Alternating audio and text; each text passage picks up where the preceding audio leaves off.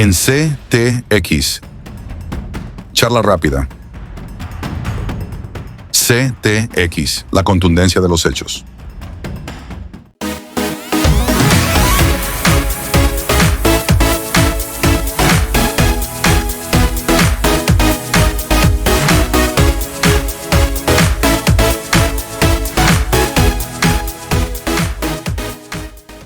Bienvenidos a Charla Rápida del CTX. Hoy estamos con una persona, con una mujer inteligente y que conoce a fondo toda la problemática del sistema de salud en este momento en Colombia. Se trata de Irene Zuluaga. Bienvenidas, Irene. Bueno, muchas gracias y muchas gracias por la invitación y sobre todo por hacerse presentes en una causa que, como yo digo, no puede ser una causa política. Esto nos toca a todos. Bueno, Irene, en el plantón pasado, el que se hizo en el Parque Botero, usted mencionó el tema del INVIMA y que el INVIMA era uno de los grandes responsables del desabastecimiento de medicamentos en Medellín y en Colombia. ¿Me podría explicar un poco más esa situación? Claro, bueno, digamos que el tema de los medicamentos es un tema complejo y claramente el INVIMA pues ha jugado, digamos, un papel representativo en la crisis que estamos viendo actualmente. Pero digamos que todo viene desencadenado desde el Ministerio de Salud. Entonces, el INVIMA, digamos que ellos se encargan es de tener cuando uno necesite esa regulación de los medicamentos para que puedan pues ser vendidos en Colombia, comercializados. La licencia. Exacto, esas licencias. ¿Qué pasa? Sí se ha pasado que el INVIMA se ha retrasado muchísimo en otorgarle licencias a ciertos medicamentos, lo que ha, digamos, que complejizado la situación, sobre todo para pacientes de enfermedades huérfanas. Pero concretamente lo que más ha afectado el tema de los medicamentos pues ha sido el tema de pagos. Entonces esto pues igual también se ha hablado y hay gente que todavía no cree que el sistema lo estén desfinanciando, pero ahí es importante, digamos, que tocarlo y ser muy claros al respecto. El sistema de salud venía arrastrando deudas y eso pues no, digamos que no es una mentira para nadie ni desconocimiento para nadie. Pero ¿qué pasa? Si tú vienes arrastrando una deuda chiquita y además llega, y perdóname la expresión, pero llegan de sopetazo y te dicen, no, ya ni siquiera le voy a venir dando lo que le estaba dando, sino que ahora le voy a dar todavía menos, pues ya esta deuda no va a ser de este tamaño, la deuda va a ser de este. Entonces, hoy lo que estamos viendo con los medicamentos concretamente se debe a la decisión deliberada de estar reteniendo los pagos de la salud. Entonces, pues es básico. Supongamos que tú tienes una tienda en la que vende arepas y le vendes a tu vecino del lado. Imagínate que llegara el gobierno mañana y te dijera que le tenés que fiar las arepas a todos los vecinos y que las tienes que seguir dando porque si no le suministras las arepas, pues vos sos un oligarca opresor del pueblo que quiere matar al pueblo de hambre. Y esa no es la realidad. Entonces, lo que estamos viendo con los medicamentos, pues digamos que el INVIMA ha tenido un papel crucial, sobre todo para las enfermedades huérfanas, que son medicamentos pues complejos y además con medicamentos muy costosos, pero el punto crítico está en ese manejo que le han dado a la plata. De otro lado, también usted es una persona que conoce muy bien el tema desde la perspectiva jurídica. ¿Por qué no nos hace, por favor, un resumen desde lo jurídico de la crisis de la salud que estamos padeciendo hoy en Colombia? Bueno, eso es un conjunto de muchas cosas. Digamos que desde lo jurídico, y tal vez ni siquiera tan desde lo jurídico, pero uno podría decir a grandes rasgos que problemas críticos que tenía el sistema de salud y que tal vez algunos o muchos lo vivieron en algún momento, pues era de pronto barreras en el acceso a un médico especializado, digamos que habían barreras administrativas y a veces con medicamentos, pero digamos que era poco usual, o sea, ya tenían que ser tratamientos altamente costosos o medicamentos muy costosos y sí se volvió muy popular de que pues todo tenía que ser a través de tutelas. Pero donde se marca yo creo que un hito es en la cantidad de tutelas que se presentaban antes y en la cantidad de tutelas que se presentan hoy en día y con una gran diferencia en el resultado. Entonces, anteriormente, si uno veía una negación de un servicio, uno interponía una acción de tutela. La acción de tutela es una acción, pues es un derecho que nos consagran a través de la Constitución y son horas que le dan a los jueces para que resuelvan. Y sobre todo en tema de salud, eso es algo que, digamos que críticamente se ha tratado.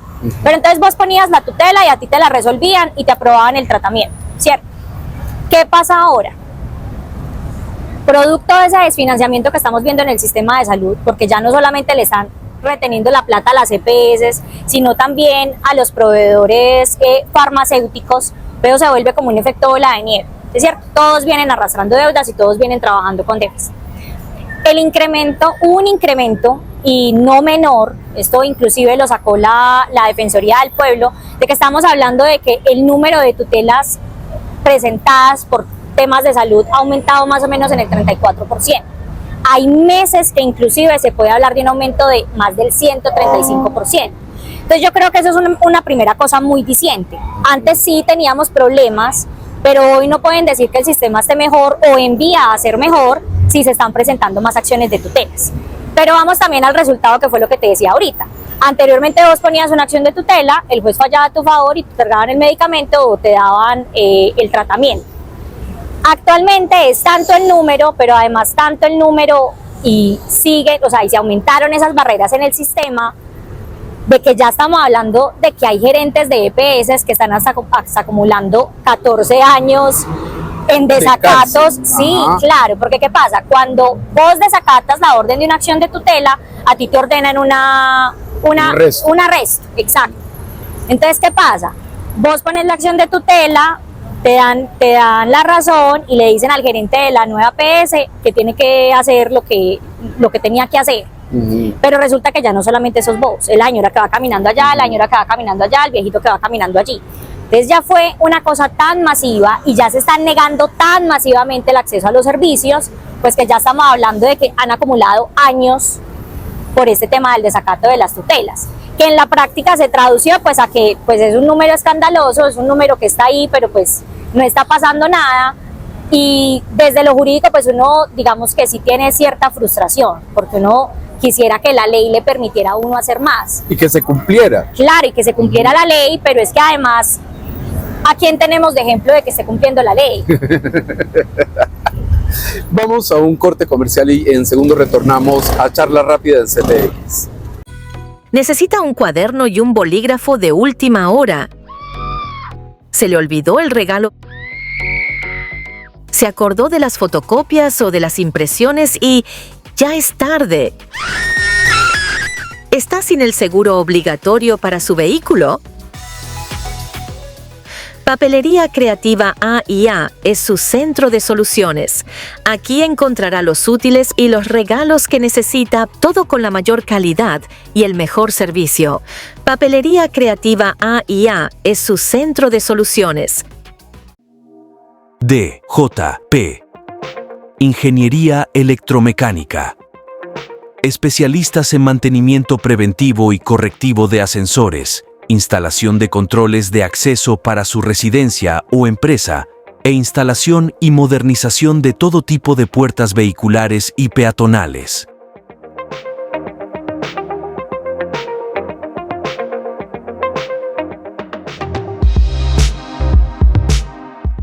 Y seguimos en Charla Rápida en CTX con Irene Zuluaga.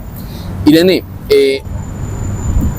este tema de las tutelas, de la frustración que se siente en el asunto jurídico, también se refleja con Guillermo Alfonso Jaramillo, un ministro que olímpicamente desconoce y pasa las leyes, como dirían en España, se pasa las leyes por el forro. ¿Qué debería estar pasando hoy en día con Guillermo Alfonso Jaramillo, por ejemplo? Bueno, yo lo primero que entraría a decir es que no es un desconocimiento, porque yo sí me atrevo a decir y lo sostengo, de que la afrenta y el irrespeto, no solo de Guillermo Alfonso, del presidente y de varios miembros del gobierno, Es que es la norma, ¿no? por la ley, no es desconocimiento, son decisiones deliberadas de hacer lo que se les da la gana. ¿Y por qué lo digo de esa forma? Porque son personas que en el pasado se acostumbraron a las vías de hecho. Fueron criminales, y eso no lo digo yo, eso lo dice la historia. Y les dieron un indulto, o llámenlo y pónganlo en las palabras que quieran. Pero yo creo que eso es un desencadenante de uno no pagar y no hacerse responsable por los errores que pueda cometer. Es parte de la naturaleza de ellos. Sí, yo lo pondría en esas palabras, inclusive lo minimizo hablando de errores, porque pues a mí sí me parece muy grave que uno se despierte algún día en la casa diciendo quiero coger un fusil a ir a secuestrar o a matar gente, me parece gravísimo. Pero minimicémoslo y llamémoslo errores. Entonces es gente que en el pasado se acostumbró a las vías de hecho y a hacer todo como le diera la gana. Y hoy vemos que hacen eso con la institucionalidad del país. Lo que pasa con Guillermo Alfonso Jaramillo, el ministro de Salud, es burdo, es una vergüenza. Y tan es una vergüenza, pero no olvidemos que él no es el único responsable. Él está continuando en algo que venía desde la ministra Corcho. Entonces, a mí sí me gusta hacer mucho énfasis en esto porque a veces los colombianos somos de una memoria cortoplacista bien inconveniente. Y es que la ministra Corcho en el 2022, cuando estaba en la plenaria de la Cámara de Representantes hablando sobre el aumento de la UPC, dijo que era que el gobierno estaba aumentando mucho la UPC y que ella iba a hacer más con menos. Entonces, ustedes van a ver el aumento de la UPC que fue para el año 2023 y fue un porcentaje sumamente bajo y sumamente insuficiente. Entonces, que uno hoy hable de que vienen desfinanciando el sistema, pues no es simplemente por decirlo obvio, es que son los datos y los datos hay que darlos. Entonces eso viene desde Carolina Corcho y el ministro lo hace y hoy burdamente se pasan las leyes por la faja y se pasa la institucionalidad por la faja. Tan es así que la Corte Constitucional les ordenó, oiga, usted no aumentó los presupuestos máximos lo que lo tenía que aumentar, hágame el favor y reajuste y pague lo que tenía que haber pagado. Estamos en 2025 y estamos hablando de que les dieron una orden de que reajustaran los presupuestos máximos del 2022. Volvamos al ejemplo de las arepas. Usted les dio una cantidad de arepas que vendió en el 2022. Imagínense que lleguen 3 años después a pagarle las arepas que le fiaron en el 2022 al mismo precio que usted las tenía en el 2022, pero afuera de eso se las van a pagar a cuotas. Y ellos están pagando a cuotas porque simple y llanamente les dio la gana de hacer lo que quisieron. Porque la Corte, que les dijo, ustedes van a pagar lo que tenían que reajustar de los presupuestos máximos del 2022. Hágame el favor y lo paga. Estamos hablando de 800.000 millones de pesos. Qué coincidencia, casi lo que cuesta la consulta popular. Y entonces el Ministerio de Salud, de la mano del Ministerio de Hacienda, que ha sido otro ministerio prestado para ver el desastre que estamos viendo actualmente, decidieron pagar a cuotas. Entonces estamos diciendo que hoy estamos a 3 de mayo y apenas el pasado 24 de abril pagaron la tercera cuota, porque ellos deliberadamente decidieron esos 800.000 millones pagarlos a 4 cuotas de 200.000 cada uno. ¿Y qué estamos viendo hoy en día? Nada. O sea, casi que les tendríamos que agradecer y la ADRES de una forma muy rampante saca sus anunciecitos, sus pancarticas diciendo que están pagando. ¿Están pagando qué? No es sumamente burdo que 3 años después estemos hablando que están pagando. Insulto. Es un insulto, porque es el del 2022. Entonces, ojo, porque la gente dice, no, es que la ADRES sí está pagando. Sí, eso es parcialmente cierto, pero no tienen por qué estar pagando 3 años después lo que tenían que haber pagado en el 2022. Finalmente, Irene, muchas EPS recurrieron a las reservas técnicas para sustentar la operación.